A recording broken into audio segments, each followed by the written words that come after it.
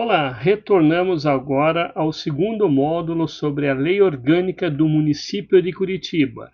Então, tratando inicialmente das disposições preliminares, vamos falar sobre a organização do município. O município de Curitiba é uma entidade integrante da Federação Brasileira, capital do estado do Paraná, é pessoa jurídica de direito público interno com autonomia política, administrativa e financeira, nos termos da Constituição Federal e desta lei orgânica. Agora, esses três pontos importantes que nós tratamos, principalmente o que é o município? É uma pessoa jurídica de direito público interno, é importante assimilar isso. E das autonomias, tem três autonomias: autonomia política, administrativa e financeira, além da sua integração, visando a sua integração com a região metropolitana e a cooperação federativa. Então, vamos lá, atuação do município. Sua atuação deve visar a integração com a região metropolitana de Curitiba em funções públicas de interesse comum. Os objetivos fundamentais e diretrizes: a defesa do regime democrático e a harmonia entre os poderes, a garantia da participação popular nas decisões governamentais, a moralidade, a transparência, a publicidade, a eficiência nas ações do governo. Vejam que aqui é parecido com aqueles princípios que tangem a administração pública, lembrando o seguinte, que na lei orgânica do município nós também vamos encontrar aquela regrinha básica: legalidade, impessoalidade, moralidade, publicidade e eficiência. Aqui parece, se você observar bem, fica muito semelhante, mas não esqueça que aqui nós estamos falando de objetivos fundamentais e diretrizes. Mas é claro, a administração pública municipal não foge à regra do artigo 37 da Constituição, que trata sobre chamado LIMP, legalidade, impessoalidade, moralidade, publicidade e eficiência. Mas é só para não causar uma confusão na hora de responder essa questão, que pode ter o seguinte: dentre os objetivos fundamentais e diretrizes do município de Curitiba, temos a moralidade, transparência, publicidade e eficiência nas ações de governo, e você lê e achar que está errado. Não, está certo, está correto. Então, seguindo, a garantia de acesso universal aos serviços públicos e direitos fundamentais, a defesa e preservação do território, dos recursos naturais e do meio ambiente, objetivando a construção de uma cidade sustentável.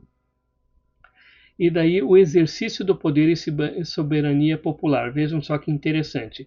O princípio fundamental da soberania popular é expresso no artigo 7º da Lei Orgânica.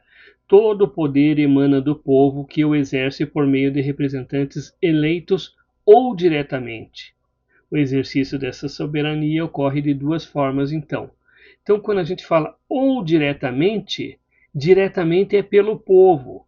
Indiretamente é por meio de quem? Do prefeito, dos vereadores eleitos por sufrágio universal.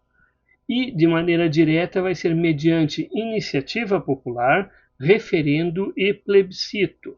Então, nós vamos ter que compreender um pouquinho melhor isso aí. Soberania popular, direito direto e indireto. Instrumentos: plebiscito, referendo, iniciativa popular. Relação com a Câmara e com o Executivo: quando e como podem ser convocados. Vamos tentar compreender melhor. O artigo 20 da Lei Orgânica do Município, ele trata o seguinte: compete privativamente à Câmara Municipal, em seu inciso 18, convocar plebiscito e autorizar referendo. Então a gente já viu aqui, compete a quem? A Câmara Municipal fazer a convocação do plebiscito e autorizar que seja feito o referendo. E nós temos um exemplo no artigo 109. As obras e serviços de grande vulto que envolvem endividamento considerável e impliquem em significativa alteração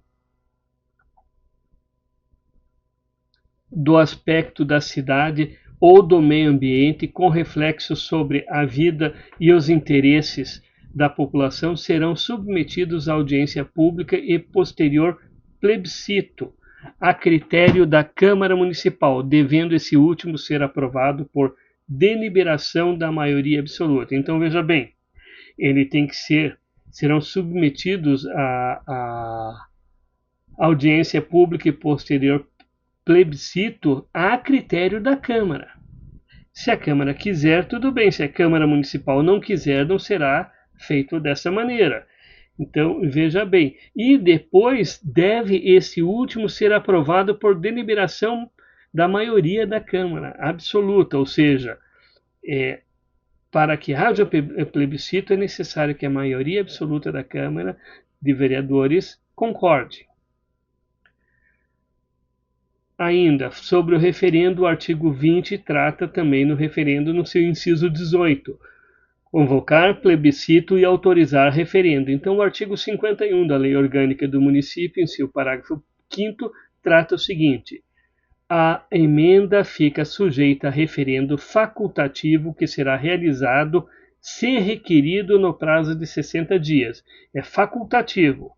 E ele tem que ser requerido no prazo de 60 dias pela maioria dos membros da Câmara Municipal ou por 5% do eleitorado do município. São eleitores do município, ficando a promulgação sob condição suspensiva. Quer dizer o seguinte: até que seja feito o referendo, fica suspenso a publicação desta emenda, caso ela já tenha sido aprovada. Então, nesse sentido, você percebe que, primeiro, é facultativo. Segundo, será proposto ou pela maioria dos membros da Câmara ou por 5% dos eleitores de Curitiba, para que haja o referendo. Ainda sobre a soberania popular, vamos falar da iniciativa popular. O que é iniciativa popular? O artigo 52 trata sobre esse aspecto. A iniciativa de leis complementares e ordinárias cabe a qualquer membro ou comissão da Câmara Municipal, ao prefeito e aos cidadãos, mediante iniciativa popular, na forma e nos casos previstos nesta lei orgânica.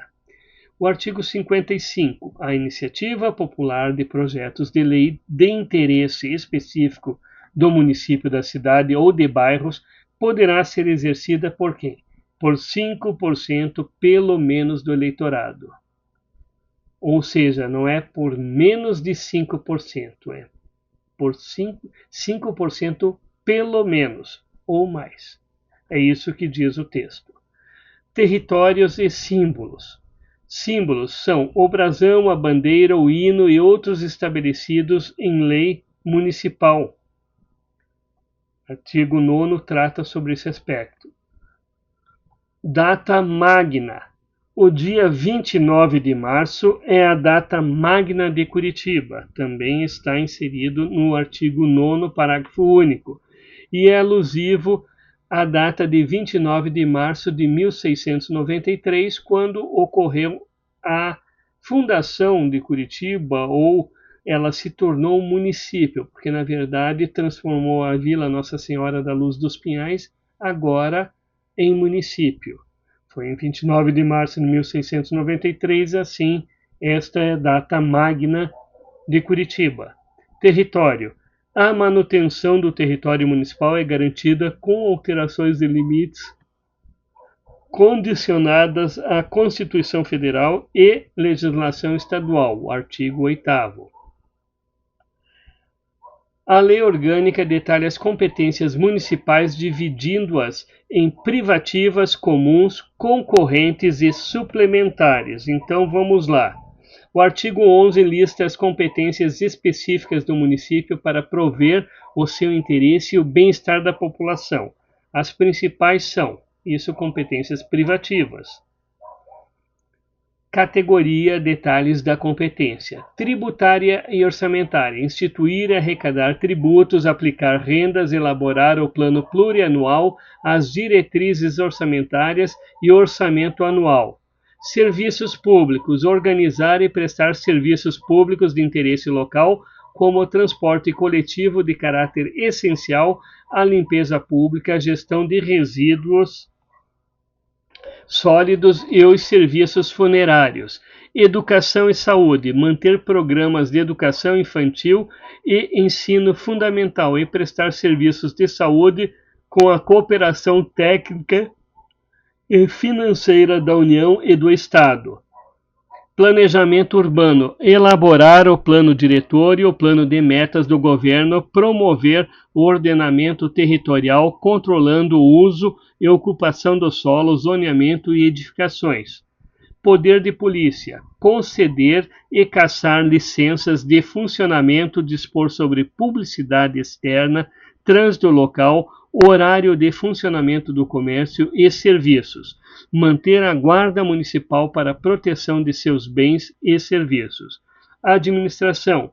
Dispor sobre a aquisição e alienação de bens municipais, organizar o quadro de servidores e criar ou extinguir bairros mediante consulta popular.